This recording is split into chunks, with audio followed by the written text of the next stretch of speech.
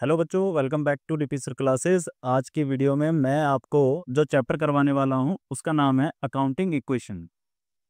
Accounting equation एक most important topic है, most important chapter है। अगर ये चैप्टर आप कर लोगे तो आने वाले कई सारे चैप्टर हैं, जैसे कि आपने अगर पढ़ा होगा, सुना होगा, तो एक चैप्टर है जनरल एंट्री। और जो जनरल एंट्री है वो मोस्ट इम्पॉर्टेंट टॉपिक है। मतलब ये समझ लीजिए कि बिना जनरल एंट्री के आपको अकाउंटिंग आ ही नहीं सकती, ठीक है। और बिना अकाउंटिंग इक्वेशन के जनरल एंट्री नहीं आ सकती। तो इसका मतलब क्या है, अकाउंट्स के लिए तो जनरल एंट्री इंपॉर्टेंट है, बट जनरल एंट्री के लिए आपको एक टॉपिक करना पड़ेगा, एक चैप्टर करना पड़ेगा जिसका नाम है अकाउंटिंग इक्वेशन, ठीक है। तो ये टॉपिक आने वाले चैप्टर के लिए इंपॉर्टेंट होने वाला है, ठीक है। तो इसको बढ़िया तरीके से, सही तरीके से समझिए। देखिए, अकाउंटिंग इक्वेशन होता क्या है। अकाउंटिंग इक्वेशन में ना एक फॉर्मूला चलता है जो कि होता है हमारा assets equal to liabilities plus capital.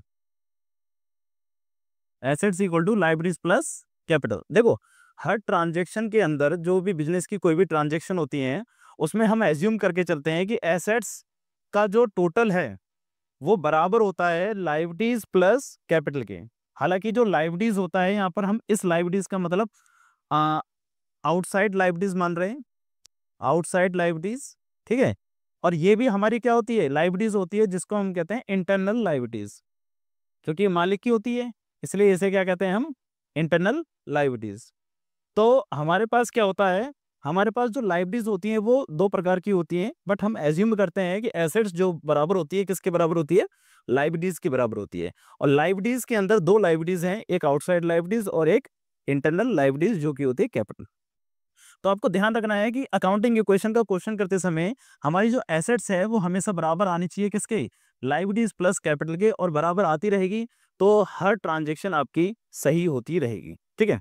अब जो अकाउंटिंग इक्वेशन हम करते हैं ना, अकाउंटिंग इक्वेशन में हर ट्रांजेक्शन के दो इफेक्ट होते हैं। एवरी ट्रांजेक्शन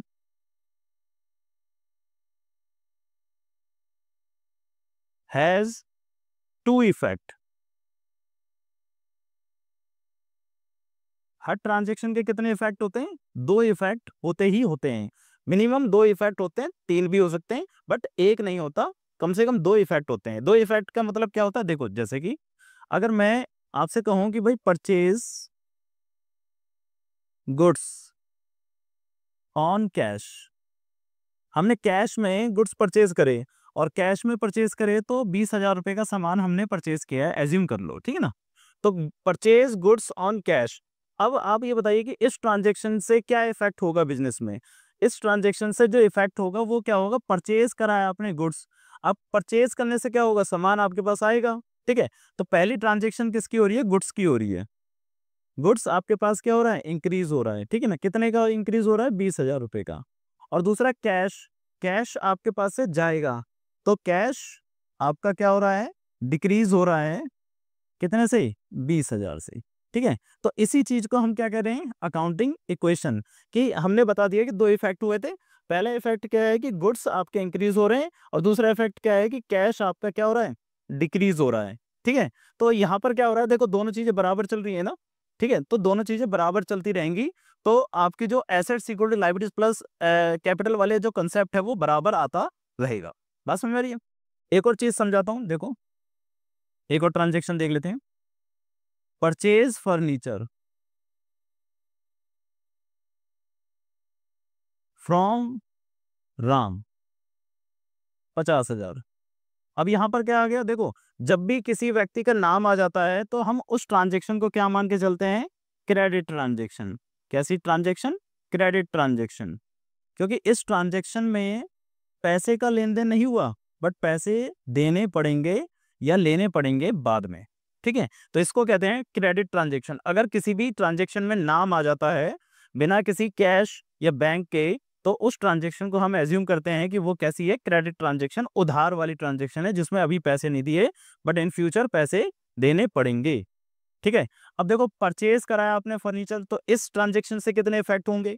तो फर्नीचर जब परचेज करोगे ना, तो देखो यहाँ तो गुड्स परचेज करे थे इसलिए हमने गुड्स लिख दिया था, बट फर्नीचर क्या है, एक अलग एसेट्स है, ठीक है ना। तो जब फर्नीचर परचेज करोगे तो फर्नीचर आपका क्या हो जाएगा, फर्नीचर आपका इंक्रीज हो जाएगा, ठीक है, फर्नीचर इंक्रीज हो जाएगा। और दूसरी बात, राम, राम से आपने सामान खरीदा है, राम से सामान खरीदा है तो आप उसे पैसे दोगे कि नहीं दोगे, देना पड़ेगा। तो वो व्यक्ति, सामने वाला जो व्यक्ति है आपके लिए क्या बन गया, डेटर बन गया या क्रेडिटर बन गया, ठीक है। अब देखना है आपको, डेटर क्या होता है, जिससे पैसे लेने होते हैं, क्रेडिटर क्या होता है, जिसको पैसे देने होते हैं। तो यहाँ पर इस व्यक्ति को पैसे देने हैं, तो ये राम जो है हमारे लिए क्या बन गया, एक तरह से राम जो है हमारे लिए बन रहा है क्रेडिटर, क्रेडिटर मतलब लायबिलिटीज, ठीक है। और लायबिलिटीज हमारी क्या हो रही है, इंक्रीज हो रही है, लायबिलिटीज क्या हो रही है, बढ़ रही है, कर्ज हमारे ऊपर बढ़ रहा है, ठीक है ना। तो ध्यान क्या रखना है कि हर ट्रांजेक्शन के कितने इफेक्ट हो रहे हैं, दो इफेक्ट। जो अकाउंटिंग इक्वेशन वाला टॉपिक हम कर रहे हैं उसमें हर ट्रांजेक्शन के आपको समझने हैं कि कम से कम दो इफेक्ट होते हैं, और वो दो इफेक्ट क्या होते हैं वो आपको समझने पड़ेंगे। बात समझ आ रही है।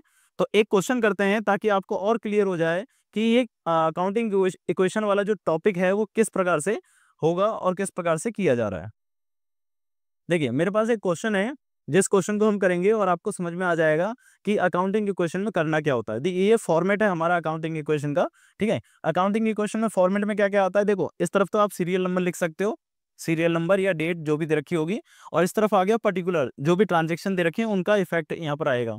अब हमने यहाँ पर लिख दिया एसेट्स और यहाँ पर लिख दिया लायबिलिटीज प्लस कैपिटल, यानी कि एसेट्स का जो टोटल है वो लायबिलिटीज प्लस कैपिटल के क्या आना चाहिए, बराबर आना चाहिए। अब यहाँ पर मैंने दो एसेट्स पहले से ही बाय डिफॉल्ट रख दिए हैं, जैसे कि पहला लिख दिया है कैश और दूसरा लिख दिया है स्टॉक। आपको भी ऐसे ही कर देना है, कैश और स्टॉक तो आपको बाय डिफॉल्ट लिख देना है, और बाकी जितनी भी एसेट्स हैं यहाँ पर प्लस करके लिख देंगे। जैसे कि अगर फर्नीचर परचेज किया जा रहा है तो फर्नीचर लिख देंगे, या कोई डेटर होंगे तो डेटर्स लिख देंगे, मतलब वो अकॉर्डिंग टू क्वेश्चंस आप उसे रिकॉर्ड कर सकते हो। बाय डिफॉल्ट आप बस कैश और स्टॉक को लिख देना। बात समझ में आ रही है। और जितने भी एसेट्स आती जाएंगी उनको यहाँ पर हम शो करते जाएंगे, जितनी भी लायबिलिटीज आती जाएंगी उनको यहाँ पर शो करते जाएंगे, ठीक है ना। अच्छा, एक चीज और मैं बता दूं, ये जो कैपिटल होती है ना, कैपिटल में इफेक्ट क्या आता है, कैपिटल में इफेक्ट पहला आता है जब कोई पार्टनर कैपिटल इंट्रोड्यूस करता है, सॉरी पार्टनर नहीं, कोई ऑनर जो है कैपिटल इंट्रोड्यूस करता है तो पैसा जो आता है वो यहाँ पर इफेक्ट करेगा, ठीक है। पैसा जब कैपिटल इंट्रोड्यूस करता है तो पैसा लगाता है ना, तो यहाँ पर लिखा जाएगा। और दूसरा, कोई भी इनकम, कोई भी इनकम, कोई भी इनकम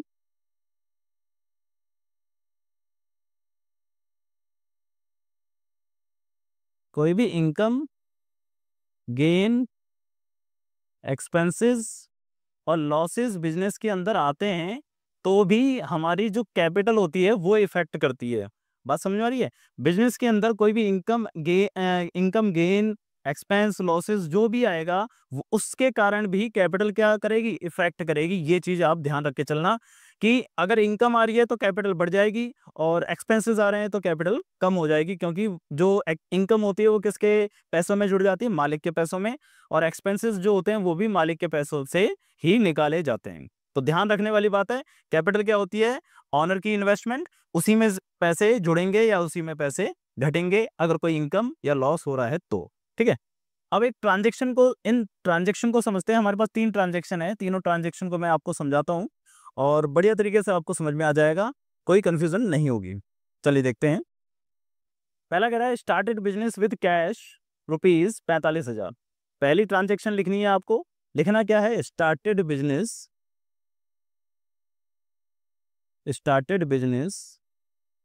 विद कैश। अब इस ट्रांजेक्शन से हमें ये पता चल रहा है कि जब बिजनेस में आप कैश लगाकर बिजनेस स्टार्ट करोगे तो बिजनेस के अंदर क्या होगा, कौन कौन से इफेक्ट आएंगे। पहला इफेक्ट ये है कि बिजनेस के पास पैसा आ जाएगा, ठीक है ना।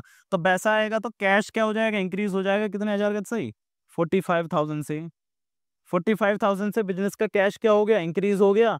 और देन फिर क्या हो गया कि कैपिटल भी इंक्रीज होगी, क्योंकि कैपिटल क्या होती है, मालिक के द्वारा लगाया गया पैसा। तो हम यहाँ पर भी रिकॉर्ड करेंगे कि भाई मालिक ने कितने रुपए लगा दिए, 45,000 रुपए लगा दिए। तो वहां पर भी 45,000 रुपए रिकॉर्ड कर दिए हमने, और यहाँ पर भी 45,000 रुपए रिकॉर्ड कर दिए। ये होगी पहली ट्रांजेक्शन। अभी पहली ट्रांजेक्शन में टोटल नहीं करते, दूसरी ट्रांजेक्शन से टोटल करना शुरू करते हैं। दूसरी ट्रांजेक्शन है open a bank account with a deposit of 4500 रुपए। इसने एक बैंक अकाउंट ओपन करा है, बैंक अकाउंट क्या है, एसेट्स है। बैंक अकाउंट क्या है, एसेट्स है। तो एसेट्स में एक कॉलम और बन जाएगा बैंक का। बात समझ रही? ऐसे ट्रांजेक्शन जो जो आती जाएगी ना, हम उसको रिकॉर्ड करते जाते हैं। अब बैंक की ट्रांजेक्शन आ रही थी तो बैंक हमारी एसेट्स होती, तो मैंने इस तरफ ऐड कर दिया बैंक, ठीक है। अब इसने बैंक अकाउंट जब ओपन कराया है तो हुआ क्या होगा, अब ये ट्रांजेक्शन आपको अपने दिमाग में सोचनी है। देखो कॉमर्स का विद्यार्थी थोड़ा थोड़ा तो दिमाग में सोचना पड़ेगा, भाई पैसा आ रहा है या जा रहा है, और कैसे आ रहा है कैसे जा रहा है। अब यहाँ पर अगर आपने बैंक में डिपॉजिट कराया होगा तो क्या इफेक्ट हुआ होगा, आपने अपने बिजनेस में से पैसे निकाले होंगे और बैंक में डाल दिए होंगे। तो बिजनेस से निकाले ना पहले, बिजनेस से पैसे निकाले और पैसे निकाल कर कहाँ डाल दिए, बैंक में डाल दिए। तो ट्रांजेक्शन का इफेक्ट क्या हो रहा है, कैश में पहले लिखेंगे ओपन अ बैंक अकाउंट, ठीक है। कैश हमारा क्या हो रहा है, कम हो रहा है, निकाल रहे हैं ना कैश, कैश कम हो रहा है कितने से, 4500 रुपए से। कम होने को हम ब्रैकेट में शो करते हैं, ठीक है ना, प्लस प्लस बैंक में पैसे बढ़ जाएंगे 4500 रुपये, ठीक है। इस तरीके से ट्रांजेक्शन का क्लोज कर देते हैं। फिर इसका टोटल करते हैं कि 45,000 में से 4500 गए तो 40,500 प्लस प्लस 4500 और प्लस 45,000। अब आपको ये देख के चलना है कि एसेट साइड का जो टोटल आ रहा है कितना आ रहा है, देखो 40,500 और 4,500 टोटल मिला के 45,000 आ रहा है। इस तरफ भी क्या आ रहा है, 45,000 आ रहा है। हर ट्रांजेक्शन करने के बाद ये आपको टोटल करके देखना है कि इसका जो टोटल है आपका वो सही आ रहा है या गलत आ रहा है।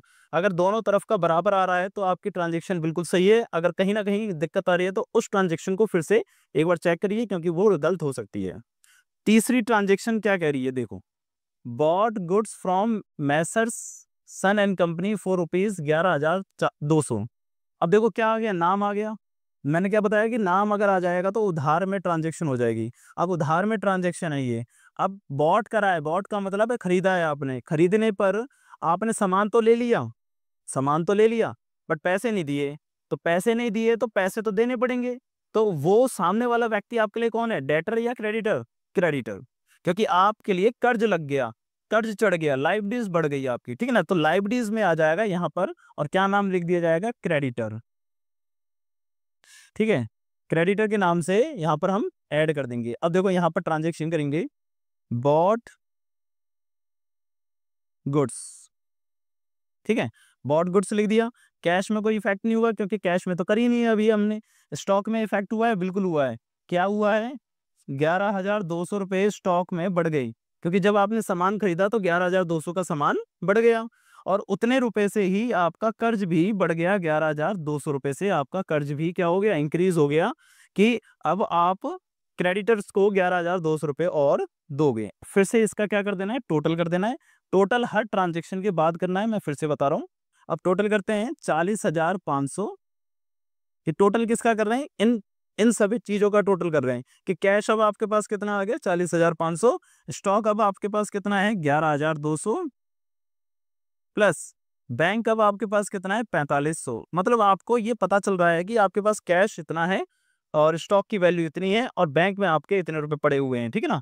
और इस तरफ आ जाएगा 11,200 प्लस 45,000, ठीक है।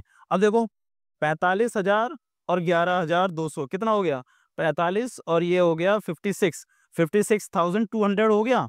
और इधर भी देखो कितना हो गया, इन दोनों को जोड़कर ये 45 और इसको भी जोड़ा तो 56,200 हो गया। बात समझ आ रही? इस तरीके से आप इसका क्या कर सकते हो, टोटल करके क्लोज कर सकते हो। बात समझ आ रही है? ये तो मैंने आपको 3 एंट्रीज सिखा दी हैं, बट आप और भी ट्रांजेक्शन कर सकते हो। और अगर ना समझ में आई हो तो आप मेरे को कमेंट करके जरूर बताना कि सर हमें यहाँ पर डाउट है या यहाँ पर डाउट है, उस चीज़ को मैं क्लियर करवा दूंगा। और अगर समझ में भी आ गई है तब भी आप एक बार कमेंट करके जरूर बताएं कि आपको समझ में आया है या नहीं आया, ठीक है। अगली क्लास में मिलते हैं एक नए क्वेश्चन के साथ और इसके नए टॉपिक के साथ। क्वेश्चन जो लाऊंगा ना उसमें कुछ नया होगा। ये जो ट्रांजेक्शन करवाइए इससे थोड़ा सा नया करेंगे। क्या नया करेंगे, इनकम और एक्सपेंसेस वाले ट्रांजेक्शन को लेके आऊंगा मैं, ठीक है ना। जिसमें इनकम और एक्सपेंसेस वाले ट्रांजेक्शन होते हैं, जैसे कि commission paid, commission received, salary paid, ठीक है ना। तो ऐसी जो ट्रांजेक्शन होती है उनको कहते हैं एक्सपेंसेस वाली। तो उनको लाऊंगा और उनको भी आपको कुछ नया सिखाऊंगा, ठीक है। तो मिलते हैं फिर अगली वीडियो में, जब तक के लिए आप इसे करते रहेंगे।